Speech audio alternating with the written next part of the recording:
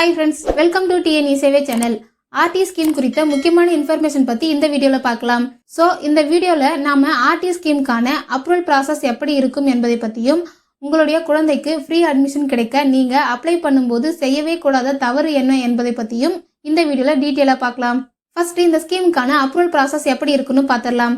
அதாவது RT ஸ்கீமுக்கான online application 20/4/2026 அன்று open ஆகி 18/5/2026 அன்று பிற்பகல் 5 மணிக்கு அப்ளிகேஷன் க்ளோஸ் ஆகுது.